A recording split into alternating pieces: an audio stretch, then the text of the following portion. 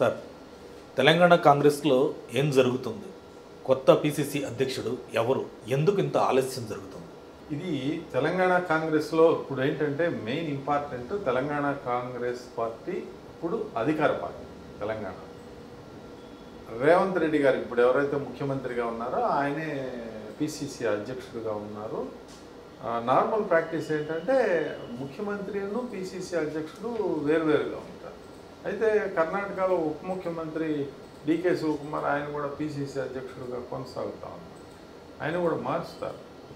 అయితే ఇక్కడ తెలంగాణలో ఏంటంటే అనేక వర్గాల నుంచి ఒత్తిడి, బాగా తీవ్రమైన ఒత్తిడి, పోటీ ఎక్కువగా ఉంది.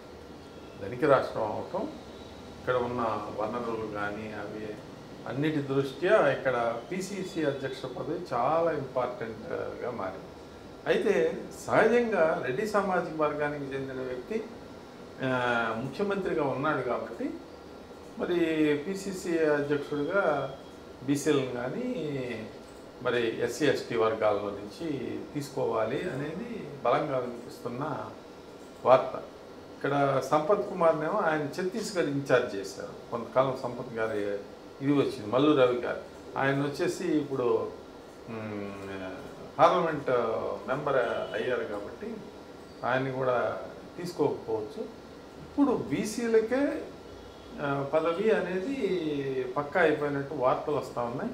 ఈ బీసీలు అంటే మధు యాష్కి గౌడ్ గారు, మహేష్ కుమార్ గౌడ్ గారి మధ్య, వీళ్ళిద్దరి మధ్య తీవ్రమైన పోటీ జరిగిన మాట వాస్తవం. నిజానికి మధు యాష్కి గౌడ్ గారికి అధిష్టానంతో బలమైన సంబంధాలు కూడా ఉన్నాయి. ఇక్కడ తెలంగాణలో కాంగ్రెస్లో పొటెన్షియల్ మనీ ఏంటంటే ఈ కాంగ్రెస్ పార్టీ రెండు బలమైన రాష్ట్రాల్లో అధికారంలో, కర్ణాటకలో, తెలంగాణలో. గతంలో కూడా ఇందిరాగాంధీ గారు దేశమంతా ఓడిపోయినప్పుడు 1977లో కాంగ్రెస్ పార్టీ భారతదేశం మొత్తం ఓడిపోయినప్పుడు కర్ణాటక, ఆంధ్రప్రదేశ్లో గెలుపొంది. అక్కడ గుండూరావు గారు, బంగారప్ప, ఇక్కడ వచ్చేసి మరి చెన్నారెడ్డి గారు అధికారంలో ఉంది. వీళ్ళకి కాంగ్రెస్ పార్టీకి ఉన్న అవసరాలన్నింటినీ కూడా వీళ్ళు గట్టెక్కించినది. ఇప్పుడు రేవంత్ రెడ్డి గారు కూడా చేయాల్సింది. దీనికి రేవంత్ రెడ్డి గారు ఏమో అతీతుడేం కాదు. కాంగ్రెస్ పార్టీకి దేశవ్యాప్తంగా నడవాలి అని అంటే డబ్బు కావాలి కదా. డబ్బు ఎక్కడి నుంచి వస్తుంది? ఉన్న రాష్ట్రాల నుంచి కొంత సర్దుబాటు చేయాల్సిన అవసరం ఉంటుంది. అట్లా ఇప్పుడు పిసిసి అధ్యక్షుడు కూడా ముఖ్యమంత్రికి అనుకూలమైన వ్యక్తి అయితేనే అక్కడ జరుగుతుంది. ఇప్పుడు లేకపోతే ఆ పిసిసి అధ్యక్షుడే అవినీతి, అగాంధ్రగోళం, అది ఇది అని ప్రతిపక్షాలు ఎలాగూ చేస్తాయి ఏదైనా ఉంటే.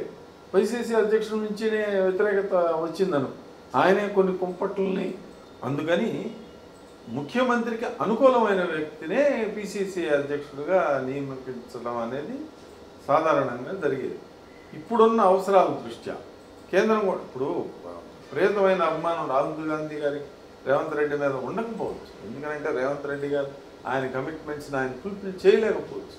అంటే రాహుల్ గాంధీ గారి కేంద్ర నాయకత్వానికి చేయాల్సిన పనులు చేయలేకపోవచ్చు. రకరకాల కారణాలు ఉన్నాయి.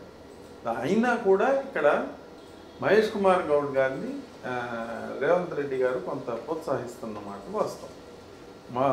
మధు యాష్కి గౌడ్ గారికి కొంత ఫ్రిక్షన్, అంటే ద్వేషం ఏం లేదు, ఇద్దరికి విరోధం ఏమి లేదు. కానీ మధు యాష్కి గౌడ్ గారికి రేవంత్ రెడ్డి గారికి కానీ విపరీతమైన అనుకూలత కూడా లేదు. మధు యాష్కి గౌడ్ గారు రేవంత్ రెడ్డి గారి కంటే కాంగ్రెస్ పార్టీలో సీనియర్, గతంలో ఎంపీగా చేస్తున్నారు, పెద్ద పదవులు కూడా చేస్తున్నారు, రాహుల్ గాంధీ గారి కుటుంబానికి అనుకూలంగా ఉండే వ్యక్తి. కానీ ఇప్పుడున్న పరిస్థితుల్లో మధు యాష్కి గౌడ్ గారికి ఇవ్వటం అయితే దాదాపు ఖరారైంది. రేవంత్ రెడ్డి గారు చెప్పిన వ్యక్తికే పదవి ఖరారైంది. లేకపోతే ఏమవుతుందంటే నిన్న రాజగోపాల్ రెడ్డి గారు ఒక వ్యాఖ్య చేశారు. అదేంటంటే యథాలాపంగా ఏంటంటే చాలా క్యాజువల్గా కాంగ్రెస్లో నేతలు తమకు తెలియకుండానే భస్మాసు రాస్తాను అంటే వాళ్ళే వాళ్ళ ప్రోగ్రెస్ని తగ్గించుకుంటారు. ఇప్పుడు కోమటిరెడ్డి బ్రదర్స్ ఇద్దరికి పదవులు ఇవ్వలేరు కదా రాజకీయాల్లో. అది ఏ విధంగా ఇందిరాగాంధీ గారు కూడా సాధ్యమయ్యేది కాదు. కల్వకుంట్ల చంద్రశేఖరరావు గారు కవితకిను కేసీఆర్ గారికి ఇద్దరికి ఇవ్వగలుగుతాడా? మేనల్లుడు ముగ్గురికి మంత్రి పదవులు ఇవ్వగలుగుతాడా? ఇవ్వలేరు కదా. అది ఇప్పుడు నారా లోకేష్ బాబు ఆంధ్రప్రదేశ్లో ముఖ్యమంత్రిగా ఉన్నాడు, చంద్రబాబు. బాలకృష్ణకి మరి ఎప్పటి నుంచినో తండ్రి, మరి ఆయన కూడా ఎమ్మెల్యేగా చేస్తూ ఉన్నాడు 3 పర్యాలు. ఆయనకి ఇవ్వలేరు కదా. ఎన్టీఆర్ వారసత్వం అని చెప్పి ఆయనకి ఒక పదవి ఇవ్వలేకపోయారు కదా. అంటే రాజకీయాల్లో ఎప్పుడు కూడా ఒకరిని అకామిడేట్ చేయటం అనేది కుటుంబంలో కుదిరే పని, కానీ ఇద్దరిని అకామిడేట్ చేయలేరు, అది సాధ్యపడదు. ఇప్పుడు ఆయన కొంత మరి ఉత్తమ్ కుమార్ రెడ్డి గారు అంటే రాజకీయాలు ఎలాంటివి జరుగుతూ ఉంటాయి అని చెప్పి ఆయన రేవంత్ రెడ్డి గారికి తన అనుకూలమైన అభ్యర్థినే అంటే మహేష్ కుమార్ గౌడ్ గారిని దాదాపు పిసిసికి రికమెండ్ చేయటం. అది ఎందుకంటే కాంగ్రెస్ పార్టీ సెక్రటరీస్ని వేసింది తెలంగాణ. దేశవ్యాప్తంగా కాంగ్రెస్ పార్టీ ఒక రాష్ట్రానికి ఒక 2 సెక్రటరీస్ని, విష్ణునాథ్, విష్ణువర్ధన్ ఉన్న 2 పేర్లు ఆల్రెడీ అనౌన్స్ చేశారు.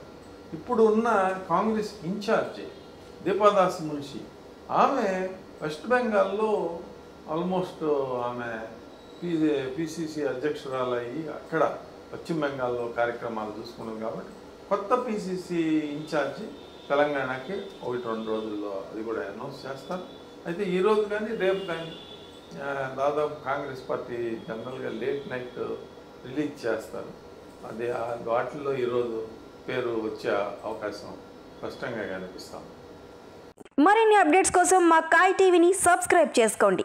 మా వీడియో కనుక మీకు నచ్చినట్లయితే లైక్ చేయండి, షేర్ చేయండి. మీ విలువైన అభిప్రాయాలను కామెంట్ బాక్స్లో తెలియజేయండి.